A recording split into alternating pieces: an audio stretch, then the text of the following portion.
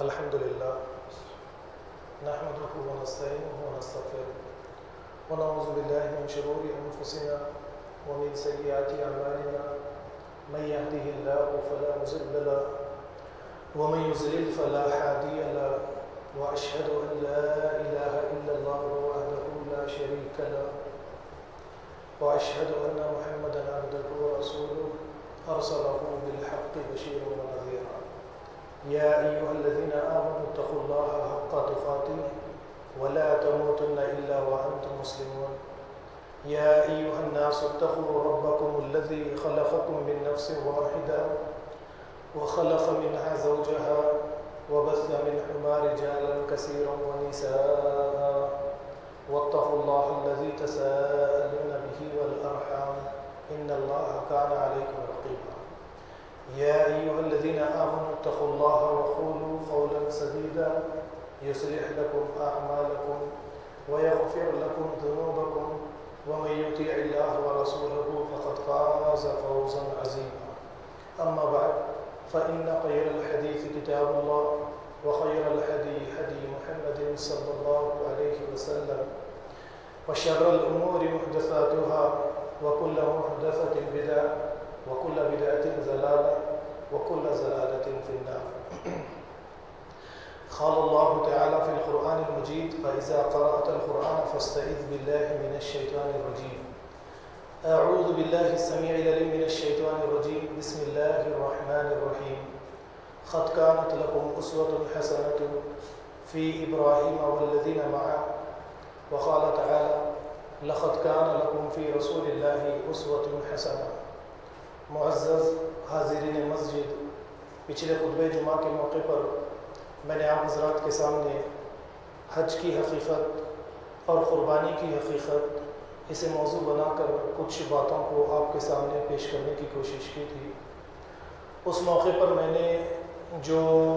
اہم باتیں آپ کے سامنے رکھنے کی کوشش کی وہ یہ تھی کہ ہر مسلمان کے لیے یہ ضروری ہے کہ وہ جانور کی قربانی دینے سے پہلے اپنی شخصیت کے اندر جو جانور بن چکا ہے، جسے پال کر پوس کر انسان نے بڑا کیا ہے، جو حیوانیت جو بہیمیت انسان کے اندر موجود ہے، سب سے پہلے اسے اس جانور کی قربانی دینی پڑے گی. اور اس جانور کی قربانی کے بعد میں 10 ذی الحجہ کی تاریخ یعنی یوم النحر والے دن ہم اگر جانور کی قربانی دیں گے تو اللہ رب العالمین ہماری قربانی کو قبول فرمائیں گے. اس کے لیے میں نے آپ کے سامنے بہت ساری مثالیں، بہت ساری باتیں آپ کے سامنے رکھی اور یہ بتانے کی کوشش کی کہ حضرت ابراہیم علیہ السلام کو خواب آنا، خواب میں آپ نے اپنے بیٹے اسماعیل کو ذبح کرتے ہوئے دیکھنا، اور اس کے بعد میں یوم ترویہ، جس 8 ذی الحج کی تاریخ کو جو ہم یوم ترویہ کے نام سے جانتے ہیں، میں نے یہ بات آپ کے سامنے رکھی کہ یوم ترویہ رویوں سے ہے، یعنی 8 ذی الحج کا یہ جو دن ہے، اس دن انسان کو، ایک مسلمان کو اپنے رویوں کے اندر تبدیلی لانے کا دن ہے. یعنی سارا سال میں نے جو کچھ کیا یہ سب کچھ ٹھیک تھا یا اس کے اندر کچھ غلط تھا، اور اس طریقے سے اپنی تحقیق، اپنی شخصیت کا جائزہ لے کر اپنے رویوں کے اندر تبدیلی لانے کا دن. اور پھر 9 ذی الحج کی تاریخ عرفات کے میدان میں جمع ہونا، یعنی معرفت حاصل کرنا کہ اللہ رب العالمین کو راضی کرنے والے اعمال کیا ہے. اور 10 ذی الحج کی تاریخ یوم النحر والے دن جانور کی گردن پر چھری رکھنا، اللہ اکبر کہہ کر اس کی قربانی دینا، اس بات کا اظہار ہے کہ بندہ اپنی بری شخصیت، وہ جانور جس جانور کو پال پوس کر اس نے کئی سالوں سے اپنے اندر بڑا کیا ہے، اور اس کی قربانی دے رہا ہے. یہ باتیں پچھلے خطبہ جمعہ کے موقع پر میں نے آپ کے سامنے رکھی اور یہ بتانے کی کوشش کی کہ اس کے بغیر کسی انسان کی قربانی اللہ رب العالمین کی بارگاہ میں قابل قبول ہرگز نہیں ہے. قرآن کریم کی آیت بھی آپ کے سامنے پیش کی گئی سورہ حج کی، جس نے فرمایا لَن يَنَالَ اللَّهَ لُحُومُهَا وَلَا دِمَاؤُهَا وَلَكِنْ يَنَالُهُ التَّقْوَىٰ مِنكُمْ، کہ اللہ تعالیٰ کو تمہارے جانور کی قربانی کا نہ تو گوشت پہنچتا ہے نہ تو خون پہنچتا ہے، لیکن جو چیز اللہ کو پہنچتی ہے وہ تمہارا تقویٰ ہے، اور تقویٰ کسی انسان کو، کسی مسلمان کو اگر کسی چیز سے حاصل ہوتا ہے تو وہ اندر کے جانور کی قربانی ہی کے ذریعے ہوتا ہے۔ یہ باتیں رکھنے کے بعد میں نے پھر حج کی طرف آپ کی توجہ مبذول کروائی، اور حج کا لب لباب، حج کا مقصد، حج کی روح کو بیان کرتے ہوئے سورہ بقرہ کی آیت کا ایک چھوٹا سا حصہ لیا، الحج اشہر معلومات فمن فرض فیہن الحج فلا رفث ولا فسوق ولا جدال فی الحج۔ یہ تین ہی باتیں ہیں، یعنی جو آدمی حج کرتا ہے، حاجی بن جاتا ہے اور زندگی بھر وہ حاجی بن کر اپنی زندگی گزارنا چاہتا ہے، تو اللہ رب العالمین نے فرمایا کہ وہ فحش قسم کی باتیں، فحش قسم کے کام اپنی زندگی میں نہ کرے۔ ایک سوسائٹی میں امن سلامتی قائم کرنے کے لیے انسانیت، انسانوں کا اس طریقے کا ہونا ضروری ہے۔ وہ فحش قسم کے کام کاج، فحش قسم کی باتیں جس کے ذریعے فتنہ پیدا ہوتا ہے، اس کا خاتمہ کرتا ہے حج۔ فلا رفث ولا فسوق، کوئی گناہ کا کام نہ کرے، ولا جدال، اور کسی سے لڑائی جھگڑا نہ کرے، اگرچہ وہ حق پر بھی رہے تو کوشش کرے کہ لڑائی جھگڑے کے بغیر اگر معاملہ ٹھیک ہو رہا ہے تو اس معاملے کو ٹھیک کرنے کی کوشش کرے۔ یعنی حج جو ہے یہ تین ہی چیزوں کے اطراف گھومتا ہے۔ ایک انسان کی شخصیت حج تربیت کے ذریعے یہی کرتا ہے کہ یہ تین چیزیں ایک سوسائٹی میں بسنے والے انسانوں کے اندر پیدا ہو جائے۔ یہ باتیں میں نے پچھلے خطبہ جمعہ کے موقع پر آپ کے سامنے رکھنے کی کوشش کی تھی۔ آج کے اس خطبہ جمعہ کے موقع پر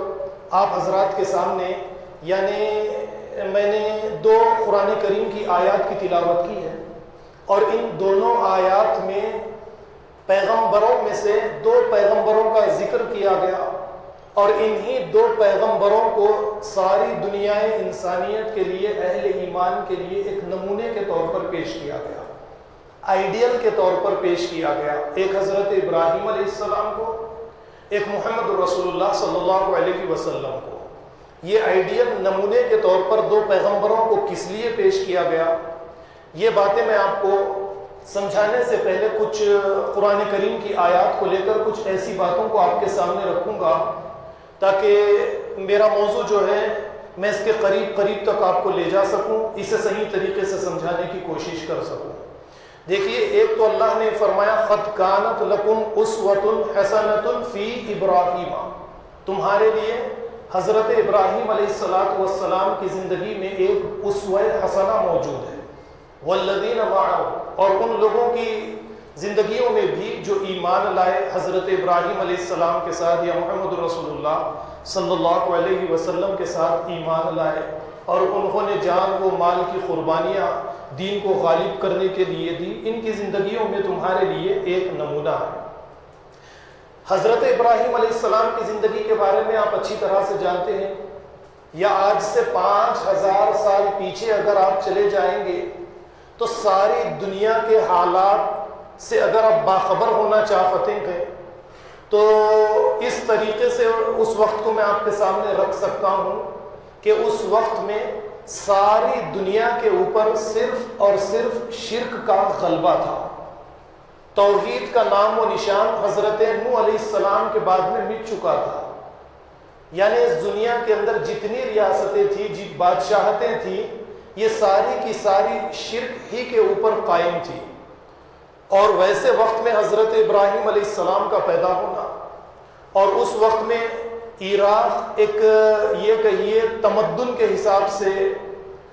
ایک اعلیٰ قسم کا تمدن عراق کے اندر موجود تھا، اور حضرت ابراہیم علیہ السلام اس گھر میں پیدا ہوئے جس کے باپ کا نام حضرت ابراہیم کے باپ کا نام آزر تھا۔ اور جیسے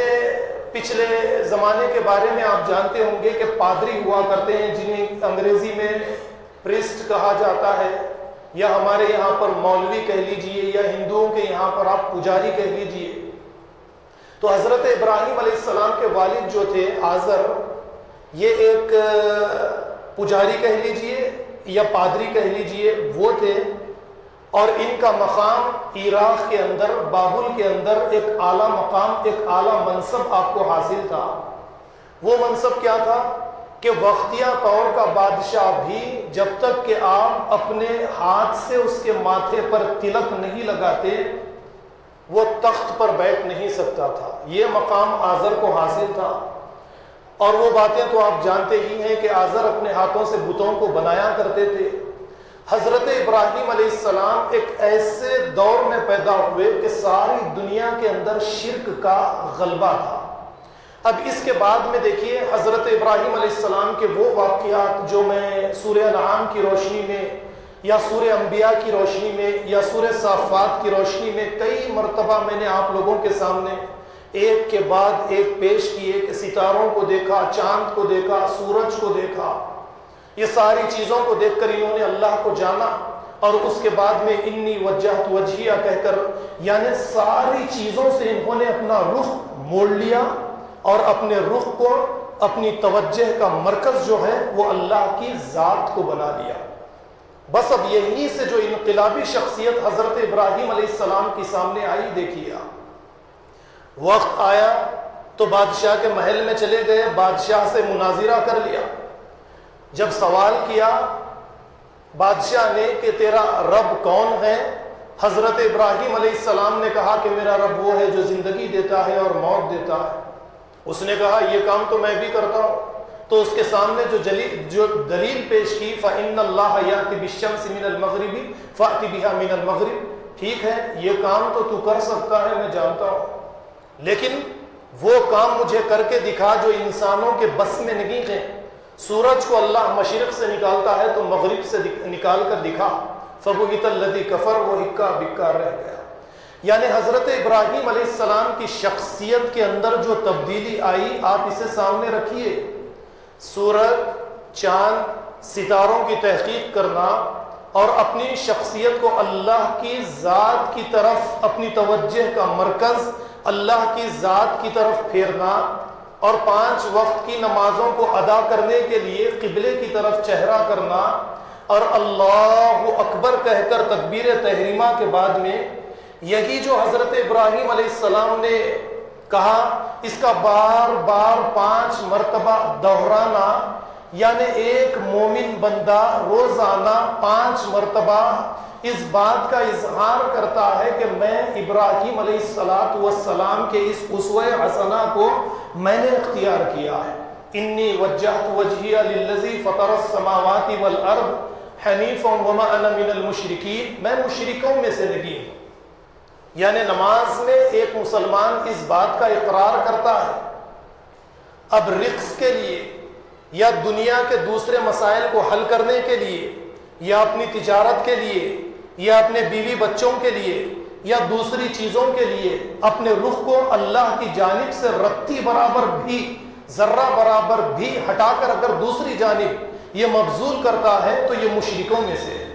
چاہے وہ نمازی رہے، روزے دار رہے، حاجی رہے، کچھ رہے. قرآن اس طریقے سے 2 ٹوک الفاظ میں صاف ان چیزوں کو سمجھا دیتا ہے. اور قرآن کریم کی وہ آیت تو میں نے آپ کے سامنے رکھ دی. اسوہ حضرت ابراہیم علیہ السلام کی شخصیت کو بنانا ہے. اب اسوہ کے طور پر آپ دیکھیے کہ پہلی چیز میں نے آپ کے سامنے رکھی، حج کو جانے سے پہلے اس طریقے سے ہماری اپنی تربیت کرنی ہے کہ موجودہ وقت کا اگر بادشاہ، سیاسی قائدین، سیاسی نظام اس بات پر آمدہ کرتا ہے کہ اللہ کی ذات کو چھوڑ کر ان کے در کے ہم فقیر بن جائے، یا ایسا سیاسی نظام قائم کیا جائے جس کے ذریعے شرک ہمیں نظر آتا ہے، تو ایک مومن کے لیے یہ ضروری ہے کہ وہ اس بات کا اظہار کر دے کہ میں نے اپنی توجہ کا مرکز اللہ کی ذات کو بنا لیا ہے. یعنی بادشاہ سے حضرت ابراہیم علیہ السلام لڑ گئے، بھیڑ گئے، جھگڑ گئے، اس کو یعنی اس کے سامنے ایسی دلیل پیش کر دی کہ وہ اس دلیل کا جواب نہ دے سکا. اب اس کے بعد میں حضرت ابراہیم علیہ السلام کا ماحول پر نظر ڈالنا کہ جو شرک کا غلبہ ہے اس شرک کے غلبے کو توڑ کر توحید کا غلبہ کس طریقے سے قائم کیا جائے. ایک منصوبہ بند، ایک پلاننگ کے ذریعے اس کام کو ادا کرنا پڑے گا. اس کے لیے ایک منصوبہ بنانا پڑے گا. ایسا تو نہیں ہو سکتا کہ بے ہدف انسان آگے آ جائے، اس کے پاس کوئی گول، کوئی مقصد نہ ہو اور اس کی تکمیل کے لیے دھڑلے سے جو من میں آئے، جو دل بولے وہ کام کاج کرنے لگ جائے اور اس کے نتائج، اس کے ریزلٹس آ جائے، ایسا نہیں ہو سکتا۔ اس کے لیے ایک منصوبہ بنانا پڑے گا کہ شرک کے غلبے کو، عراق کی سرزمین سے شرک کے غلبے کا خاتمہ کرنا ہے اور توحید کو غالب کرنا ہے، لوگوں تک توحید کی دعوت کو صحیح طریقے سے پہنچانا ہے۔ اس کا آغاز مکان سے ہوگا، باپ سے ہوگا، ماں سے ہوگا، خاندان سے ہوگا۔ اسی لیے حضرت ابراہیم علیہ السلام نے اپنے باپ سے یہ کہا تھا، اذ قال لأبیہ ما هذه التماثیل التي انتم لها عاکفون، کیا ہے یہ مورتیاں جسے ایک پتھر تم لیتے ہو، اپنے ہاتھ سے تراش کر اس کی ایک صورت وضاحت کر لیتے ہو اور اس کا ایک اچھا سا نام رکھ لیتے ہو، مددگار ہے، فلاں ہے، فلاں ہے، فلاں ہے، اس کا ایک نام رکھ دیتے ہو اور اس کے آگے اپنے سر کو جھکا دیتے ہو، اسی کے لیے نظر و نیاز کرتے ہو، اس کا طواف کرتے ہو، اسے اس عالم کے اندر یعنی تصرفات دے دیتے ہو، اس کو نفع و نقصان کا اختیار دینے والا مان لیتے ہو، یہ کیا ہے میرے بابا؟ اور قوم سے بھی یہی سوال کیا، ما هذه التماثیل التي انتم لها عاکفون، جس کے تم مجاور بھی بن کر بیٹھ گئے۔ قوم نے وہی جواب دیا کہ ہم نے ہمارے باپ دادا کو ان کو ایسے ہی کرتے ہوئے پایا۔ حضرت ابراہیم علیہ السلام باپ کو بار بار دعوت دیتے رہے۔ وہ قصہ تو میں آپ لوگوں کے سامنے بار بار رکھتا ہوں کہ حضرت ابراہیم علیہ السلام ایک وقت آیا کہ کلہاڑی لے کر سارے بتوں کو فجعلہم جزازا الا کبیرا لہم لعلہم الیہ یرجعون، سارے بتوں کو توڑ دیا، بڑے بڑے بت کی گردن میں کلہاڑی لٹکائی تاکہ پورے لوگ اسی کی طرف رجوع کر سکیں۔ اور جب لوگ آئے، عدالت لگی، حضرت ابراہیم کو گرفتار کر کے لایا گیا، حضرت ابراہیم سے سوالات کیے گئے۔ حضرت ابراہیم علیہ السلام نے کہہ دیا کہ کبیرہم ھذا، بڑے بت نے یہ سب کچھ کیا ہے، اس سے سوال کر لو۔ اور اس کے بعد میں آپ جانتے ہیں کہ حضرت ابراہیم کو جب آگ میں ڈالا گیا، اللہ نے فرمایا قلنا یا نار کونی بردا وسلاما علی ابراہیم، اے آگ ابراہیم کے لیے ٹھنڈی ہو جا، امن اور سلامتی والی چیز بن جا۔ اب دیکھیے آپ، ایک بادشاہ کے محل میں جا کے حجت قائم کرنا، دوسرا شرک کے غلبے کے خاتمے کے لیے، توحید کو غالب کرنے کے لیے اپنے باپ کو توحید کی دعوت دینا، اپنی قوم کو توحید کی دعوت دینا اور قوم کو سمجھانے کے لیے بتوں کا کام تمام کر دینا، اور اس کے بعد میں جب قوم نہیں مانتی ہے، نہیں سمجھتی ہے، عقل کا استعمال نہیں کرتی، دل کا استعمال نہیں کرتی، کان آنکھ کا استعمال نہیں کرتی اور وہی باپ دادا کی تقلید کے اندر مصروف رہتی ہے، تو اللہ کا وہ منصوبہ کہ توحید غالب آ جائے، اللہ کا دین غالب آ جائے، اس منصوبے کی تکمیل کے لیے حضرت ابراہیم علیہ السلام نے ہجرت کا ارادہ فرما لیا۔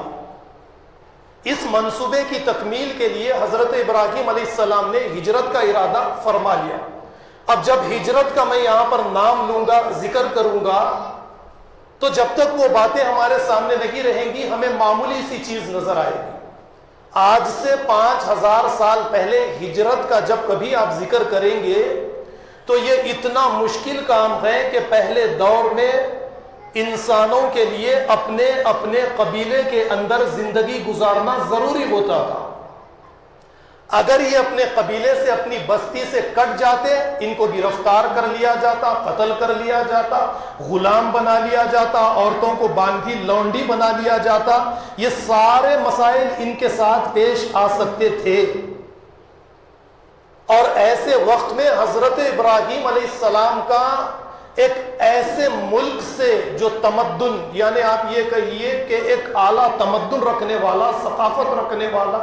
ایک اعلیٰ سویلائزڈ جو ملک ہے، اس ملک کو ترک کرنا، وہاں سے ہجرت کرنا اور ایسے ملک کی طرف اپنے باپ دادا، خاندان، قبیلہ، قوم، یہ ساری چیزوں کو، وہ منصب جو آزر کے بعد میں، باپ کے بعد میں ابراہیم کو حاصل ہو سکتا تھا، پروہت کا یعنی پادری کا، پجاری کا منصب، یہ بھی حضرت ابراہیم کو حاصل ہو سکتا تھا، دولت، تو حضرت ابراہیم کے والد کے پاس پہلے ہی سے موجود تھی۔ یہ ساری چیزوں کی قربانی دے کر حضرت ابراہیم علیہ السلام عراق کو چھوڑ کر چلے گئے۔ میں نے آج سے 3 یا 4 جمعہ پہلے یعنی ایک یہ سلسلہ میں نے تقریروں کا رکھا تھا، اس موقع پر میں نے ہجرت آپ کے سامنے رکھی تھی، اور اس موقع پر چند باتیں میں نے آپ کے سامنے رکھی تھی۔ دین آپ سے اس بات کا، ایمان آپ سے اس بات کا تقاضا کرتا ہے کہ جب وقت پڑے دین کو غالب کرنے کے لیے تو مسلمان ہجرت کرے گا،